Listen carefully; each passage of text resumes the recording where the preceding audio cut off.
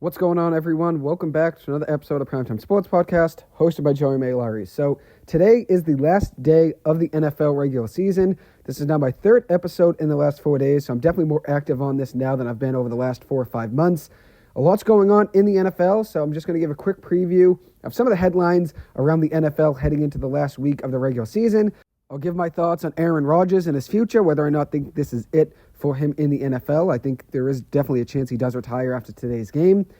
And then after that, I'm going to give my thoughts on some of the head coaches in the NFL and whether or not I think some of them are on the hot seat and have a chance of being fired after today's games, which is never a fun topic to talk about. You never really want to see somebody lose their job at the end of the day, but obviously the business of the NFL is all about results, and if you're not getting the results that the owners are expecting, there's a chance you'll be moved on from, even if it's early on. Look at Jerod Mayo in New England. He might be moved on from him after just 1 year. So we'll talk about that in just a few minutes. Let's start off with the future of Kirk Cousins in Atlanta.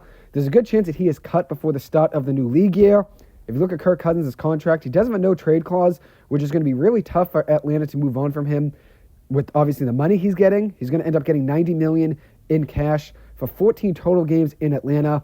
Only 1 year being a starter there, and he's still going to get $90 million of cash because all the money that was guaranteed to him. He's going to have cap hits of $25 million in 2025 and $25 million in 2026. And with that no trade clause, it's going to be hard to find a team that is not only going to take on that money, but that are also going to be a team that Kirk Cousins will waive that no trade clause for. So Atlanta's in a really tough position when it comes to the Kirk Cousins contract. I think it's up there for one of the worst in football. I think Deshaun Watson is still the worst, but I do think Kirk Cousins is right around there considering he only played 14 total games for them and will get around $90 million in guaranteed cash. Kirk this season in 14 games had 18 touchdowns, 16 picks, 3,500 passing yards. I expected a lot from Kirk this year, but I watched him play. He just didn't look like the quarterback he once was in Minnesota. I do think he is at the end of being, in his prime. He's no longer in his prime. I think he's past that. And it's tough to see. I did have high expectations for him this season, but he looked washed in a few of the games that I watched this year when Atlanta was on TV. As for Michael Penix, the future quarterback for them, he's now starting for them. I'm a big fan of his. I'm very confident that he could be a star in the NFL. He didn't have a great ending to last week's Sunday Night Football game against Washington. They ended up losing that game in overtime, but they had their chances to win that game. Overall this year in 2 starts, 1 touchdown pass, 2 picks. You could tell he's still adjusting, but I do have faith in him to be great in the NFL. It's going to take him some time to find his footing. Obviously, he'll start today and probably start next season as well right away. I think it's still going to take him probably another 8 to 10 games to get adjusted. But after that, I do expect him to be a very good player in the NFL. As for the state of the New York Giants, they did win last Sunday against Indianapolis, putting up 45 points in that one, and that ended up causing them to fall from the 1st overall pick to the 4th overall pick in this year's draft. There is still a lot that could happen today. The Giants still could pick as high as the 2nd overall pick, I believe. But last week's win over Indianapolis, winning that one 45-33, did hurt the Giants' chances to land the top overall pick. Usually I want to win games. That's always been my case for years. I've always told people I don't want to tank. I want to win games. And part of that is because I want to build a winning culture. And at the end of the day, the Giants haven't won many games over the last decade, so I've always cherished every single win.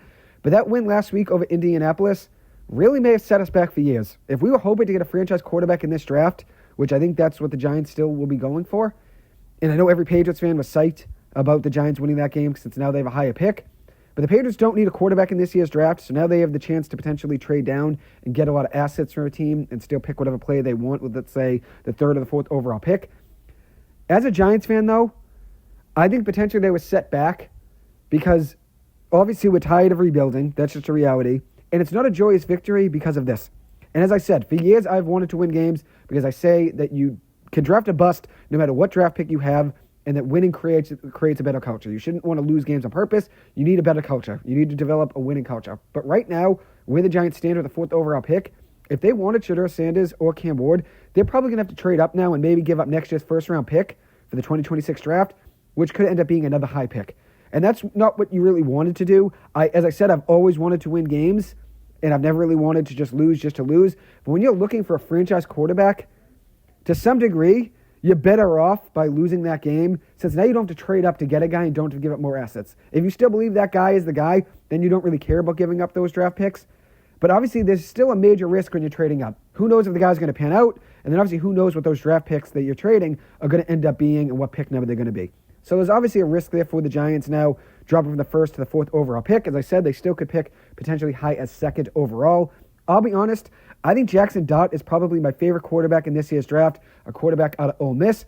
But the last projection I saw, he was a late-round pick, I think 6th or 7th round. If you watched him play this year, he played very, very well. Ole Miss, I had very high expectations for this season.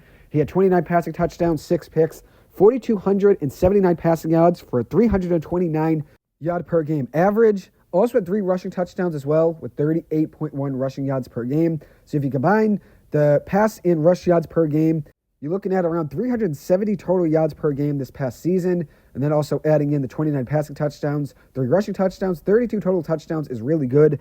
And if you look at him play, he has good mobility, very good against pressure. That's one thing that I noticed when I watched him play in a few games this year. He's very good in the pocket, knows when to move up, knows when to throw the ball away, has a strong arm as well. And I think that's something that's underrated in his game.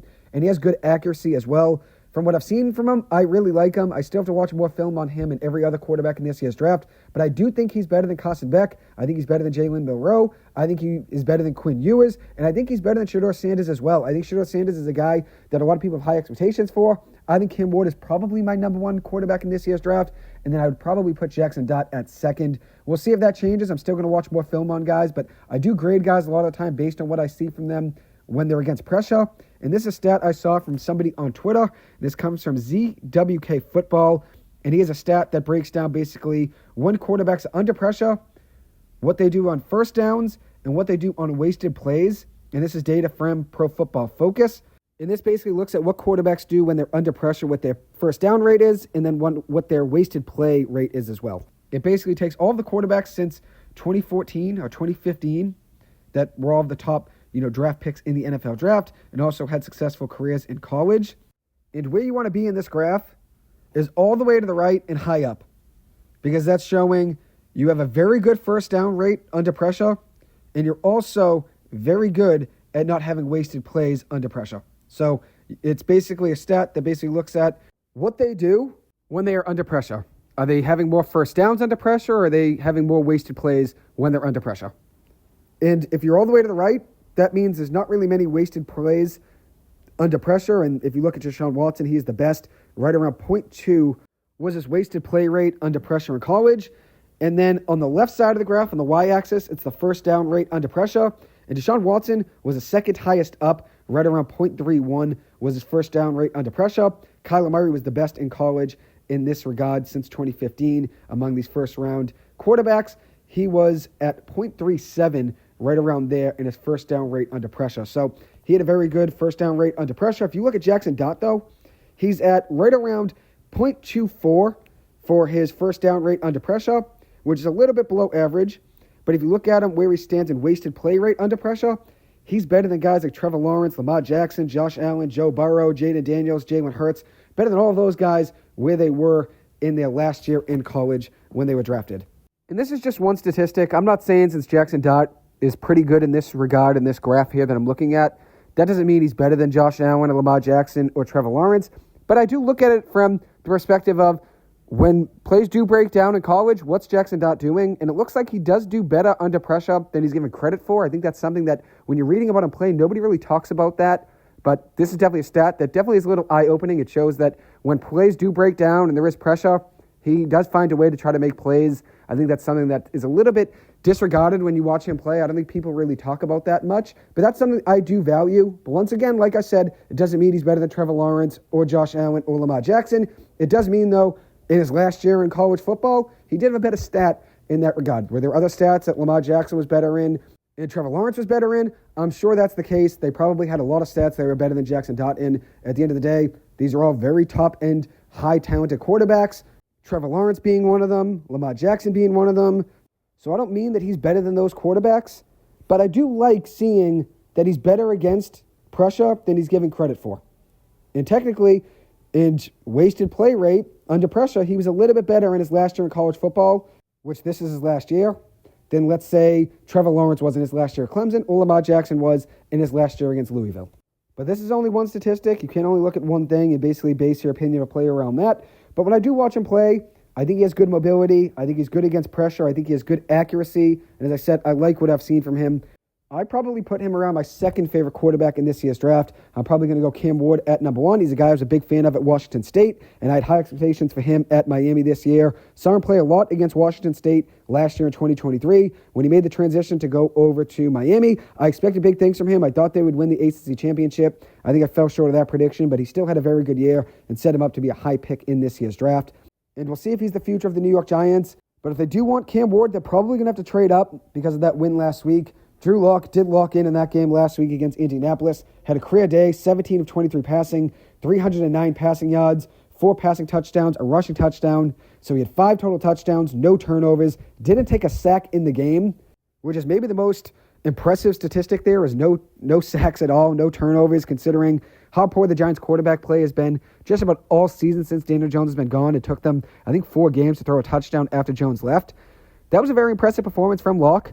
And it was a historic day for him. If you look at expected points added per play for that game for Drew Lock, he had a plus 1.18 expected points added per play versus the Colts, which is the 6th best of any quarterback since 1999. The only quarterbacks that are above him in that statistic in expected points added per play since 1999, Peyton Manning in 2007 versus Baltimore, Phillip Rivers in 2007 versus Denver, Lamar Jackson in 2019 versus Cincinnati, Peyton Manning yet again in 2002, and then Tom Brady in 2007 versus Miami.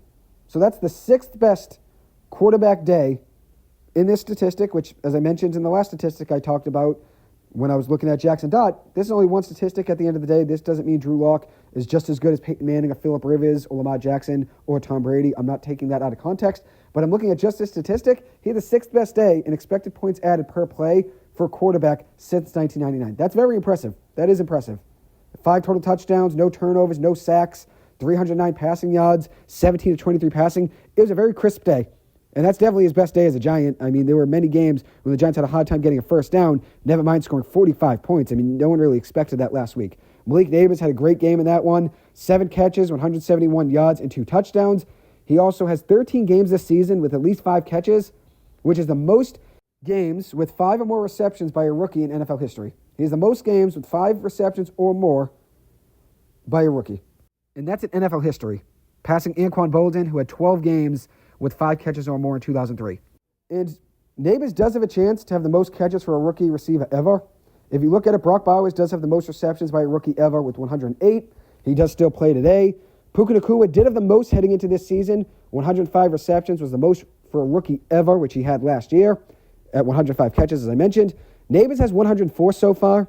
So there is a chance he not only breaks that Nacua record today, but he has a chance if he can outpace Brock Bowers by 5 catches or more today, he would have the most receptions for a rookie ever, which I think he's capable of today. I think there is a chance he does end up beating Brock Bowers today by 5 catches or more. It won't be easy. He's going to need probably around 10 catches, and he's going to need Bowers to get around 4 or 5. So it won't be easy, but there is still a chance. He definitely has a shot. If you look at the Giants' season on offense, it's really just been 2 bright spots, Malik Nabers and Tyrone Tracy. They became the second pair of rookie teammates since 1970 to each surpass 1,000 yards in a single rookie season. Last was Marcus Colston and Reggie Bush in 2006 with the Saints. So Nabers and Tracy had a historic year. As I said, the second pair of rookie teammates with 1,000 yards in the same season since 1970.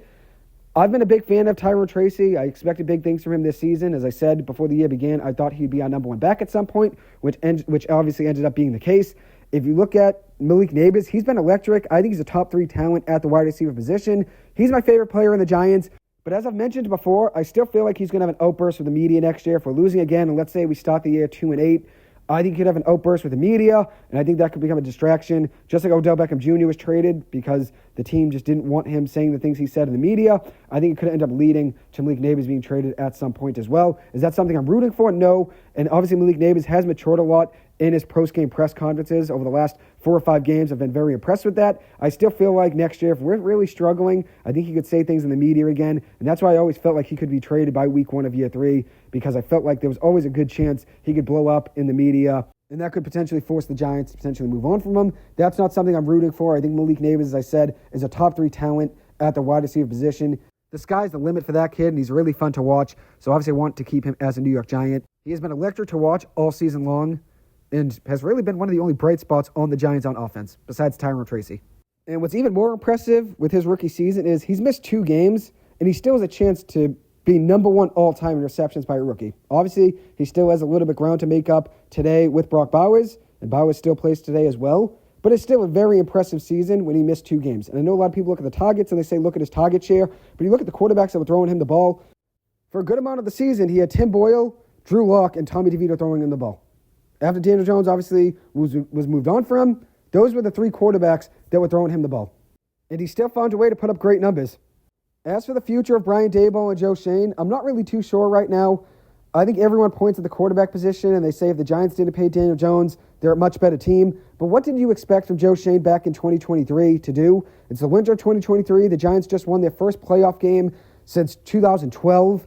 Daniel Jones had a career year, 15 passing touchdowns, 5 picks, also had the 7 rushing touchdowns as well. How could you expect the Giants to not pay Daniel Jones after that year? I know a lot of people look back at that and they say that was a huge mistake. But if Joe Schoen let Daniel Jones walk, and let's say Daniel Jones went somewhere and was really successful, and then the Giants didn't have a quarterback to replace him with, everyone would have ripped Joe Schoen for that. So he was in a lose-lose situation. They don't pay Saquon Barkley. People blame him for that. At the end of the day, you don't pay Saquon Barkley this past offseason when you're in a rebuild. You don't pay a running back when you don't have the offensive line that can let him produce the numbers he just did in Philly. He would not have put those numbers up that he did in Philly with the New York Giants. Remember, the Giants were still 6-11 last season. 6-11 last season with Saquon Barkley. They were not a good team with Saquon. Is that taken away from Saquon's ability? No, Saquon is a great talent and obviously had a career year this year for Philly, one of the best years ever for a running back. And that's undeniable. He had a great season. But he would not have been able to put up those numbers with this Giants offensive line and this Giants offense. That's just a reality. So Joe Schoen could not have let Daniel Jones just walk in free agency back in 2023. You can't not pay the quarterback that just brought you to the playoffs for the first time since 2016, got you the first playoff win since 2012. He had no option but to pay Daniel Jones. He couldn't let Daniel Jones walk in free agency. Just like Minnesota this year cannot let Sam Darnold walk in free agency. That's just a reality. They cannot let him walk in free agency, considering how much success he had this year. And that's one guy I never gave up on, Sam Darnold. I always believed in his talent. I always stuck up for him over the years. And look at this year with Minnesota, he's thriving. Add in the fact that the Giants' defense has really underperformed this year. So I don't think they were really just a quarterback away this season. If you look at this Giants' defense, they had an NFL record of 11 games without an interception, which is the longest drought since stats have been recorded since 1933. They had an interception in week 1, and they didn't have another interception until week 14. 11 full games without an interception, which is the longest drought in NFL history. Then you look at the Giants' offense after Daniel Jones leaves. The Giants didn't throw a touchdown pass until the 4th quarter of the 4th game without Daniel Jones. Till the 4th quarter of the 4th game in a blowout against the Baltimore Ravens, Tim Boyle steps in and throws a touchdown pass to Malik Nabers in a game that the Giants ended up losing 35-14. That was the Giants' first touchdown pass since they moved on from Daniel Jones after that Week 10 loss to the Carolina Panthers in overtime. After Daniel Jones leaves, the Giants didn't throw a touchdown pass until the 4th quarter of the 4th game without Daniel Jones in a blowout with Tim Boyle stepping in and just throwing basically a prayer in the air to Malik Nabers. He ends up catching it and then bringing it in for a touchdown. But that was the Giants' first touchdown pass in 4 games without Daniel Jones. So at the end of the day, the Giants weren't really just a quarterback away this season. So it's tough to really look at Joe Schoen and say, hey, if you had the quarterback right, we would be a much better team. Would we be a better team right now if we had the right quarterback? Probably. And as I've said before, I think Daniel Jones is the right guy, just not the right situation. And I know a lot of people are going to disagree with me on that, and that is fine. I do wish Daniel Jones all of the best in the future, and I think just like Sam Darnold, in the right situation, he could flourish and be a very good quarterback in the NFL. I still believe in DJ to win a Super Bowl at some point in his career, and I think he will. But I think if you look at this Giants team, everyone points at the quarterback position, and they think that's the only issue. But in reality, the defense really underperformed this year as well. Was the pass rush really, really good when Dexter Lawrence was healthy and Brian Burns and Azeez Ojulari and Kayvon Thibodeau were all able to play? Yes, but you didn't get many games with all 4 of those guys healthy at the same time. Ojulari and obviously Thibodeau did kind of alternate who was hurt at one point, and obviously Dexter Lawrence missed a good amount of the second half of the season as well. But the defense did underperform. The secondary still an issue. Missed tackles still an issue. The offensive line still an issue. So the Giants don't really have just one thing they can point at and say this is the reason we're not a winning team. So we'll see what happens with Joe Schoen and Brian Daboll. I think Joe Schoen will be back. I think Brian Daboll, the Giants, move on from him. That's my feeling and understanding right now, the way things stand. And now another thing in New York football. Could this be the end of Aaron Rodgers' time in New York? Aaron Rodgers this year had 24 touchdown passes, 10 picks, an 89.1 passer rating. That's the lowest passer rating of his career since he took over as a starter in Green Bay. Everyone ripped Aaron Rodgers and the Jets for what they did last week, coming out of the tunnel to play the Buffalo Bills in Buffalo. They had Gangsta's Paradise playing on a boombox, and a lot of people really just, ripped that to shreds in the media. I kind of loved it. I'll be honest with you. I thought it was great. Show they didn't really care about their record. They didn't care what people thought about them playing, that song as they're walking out when they're a team that's obviously had a lost season. And having the speaker next to Aaron Rodgers as he's coming out shows he doesn't care at all. He's just really ready to go out there and play. The Jets obviously ended up losing. They were down 40-0 at one point in that one. The game actually finished with a 40-14 score. So obviously it was a lost game for the Jets. That's another reason that people are going to look at that song and say they're a clown show for playing that song as they're coming out just to be down 40-0 at one point. But I'll be honest, as I said, I thought it was kind of great. Showed they didn't really care about their record at the end of the day. And obviously it was a lost season, like I've mentioned. I think this is it for Aaron Rodgers in New York. I think they end up moving on from him after this season is over. I think Davante Adams as well will be gone. I think this is it for both of those guys in New York. So this is a very disappointing era in New York for Aaron Rodgers. The last 2 years, I believed in Aaron Rodgers. I believed in the New York Jets. I thought last year could have been the chance for them to potentially go to the Super Bowl. I thought they were going to be at least in the AFC Championship in each of the last 2 years, and that obviously ended up not being the case. 2 just very lost seasons for New York. This is probably the lowest of lows, it feels like, considering how high everything was for them expectations-wise when they traded for Aaron Rodgers. And then obviously he gets hurt last year in the fourth snap of the game in week 1 against Buffalo. And then obviously this year, just a disappointing season overall. They fired Robert Saleh with a 2-3 record this year, just to go 2-9 ever since firing him. So they're 4-12 overall. Clearly, Saleh wasn't the issue, but I don't think he was really the solution either. Davante Adams does have an opt-out after the season ends. I think he's going to likely opt in, though, considering the money he's going to be getting next year. He has a $35.6 million base salary in each of the next 2 seasons, so for 2025 and 2026. I do think he opts in, but I do think the Jets will move on from him via trade if possible. If not, maybe they just cut him and just cut ties like that. I'm not really too sure what the dead cap's going to look like if they do try to cut him. But overall, it didn't really work out with Aaron Rodgers and Davante Adams in New York since trading for him. He did have a decent year in New York, though, in 10 games, 61 catches, 766 yards, and 6 touchdowns. But obviously, it didn't end up being the special year that the Jets thought they were going to have. So no matter what the stats would look like, the win-loss record is what matters most, and the Jets right now are 4-12. I do think this very well could be Aaron Rodgers' last game in the NFL, so I will be tuning in today at 4:25 when he's hosting the Miami Dolphins. It's a big game for the Dolphins, the Broncos, and Bengals. One of those 3 teams is going to make the playoffs as the wild card, the last seed for the AFC. The Bengals did win last night, getting a big win over Pittsburgh, who I think is a one-and-done in the playoffs yet again. But the Bengals did win last night. They're still alive with a 9-8 record. The Broncos do play today against the Chiefs, who are resting just about everybody, so the Broncos do have a favorable matchup there. If the Broncos win, they're in the playoffs. If the Bengals want to make the playoffs, they need the Broncos to lose and the Dolphins to lose against the Jets. If the Dolphins want to make the playoffs, they need to win against the Jets, and they need the Chiefs to beat the Broncos for them to make it in. I think the Bengals are the most dangerous team of those 3. I think if the Bengals make the playoffs, they're definitely a team that nobody wants to play considering how good of a year Joe Burrow has had. I'm rooting for Aaron Rodgers to go out today and have a great game and ball out. I have a feeling he shines today and potentially his last game in the NFL. I'll be rooting for him to do big things today. Another thing I want to mention in the AFC is Jerod Mayo's future in New England. I think it's very difficult to move on from a head coach after 1 year, especially when expectations around this Patriots team were very low during a major rebuild. I think Jerod Mayo will end up being safe, but I do think Alex Van Pelt, the offensive coordinator for the Patriots, will be fired and will be moved on from after today's game. I think he ends up taking most of the blame for the Patriots' struggles this season, but this roster is not ready to contend. You can't expect a first-year coach in Jerod Mayo and essentially a first-year GM in Elliott Wolf to step in during a major rebuild and have a great year 1. With that being said, I don't know if Jerod Mayo is the perfect head coach for New England. I think there are better head coaches out there, like Brian Flores, potentially Mike Vrabel, or Rex Ryan. I think they would all be better fits as the head coach of the Patriots, considering their history and their resume. Add in Mayo struggling with the media as well. I think that definitely is something that the Patriots are going to consider when trying to make a decision of whether or not they're going to keep him. Rex Ryan is interviewing right now for the Jets job, which I would love to see him get. He has not coached in the NFL since 2016. Mike Vrabel also interviewing for that head coaching job as well. 54-45 record as a head coach in Tennessee. I think he could be the guy for any of these teams that need a head coach. I think he could be a guy that steps in and changes the culture right away. I also think Brian Flores is a better option than Mayo. He was 24-25 as a head coach for Miami in 3 years. He was last a head coach in 2021. He was able to have some success in Miami with the Dolphins, So I do think he could be a better option than Jerod Mayo. As I said, I think Mayo will be safe. I think it's very hard to move on from a head coach after 1 year. And I think his struggles with the media and also the Patriots really not playing too well and being, competitive in too many games, that is definitely a worry. I think that's something that the Kraft family is going to look at. And even though I think he'll be safe, I do think there are some better options out there for the Patriots at head coach. I think it's very hard to fire a head coach after one season. So that's why I think Jerod Mayo gets the benefit of the doubt, potentially give him another year to see if things improve.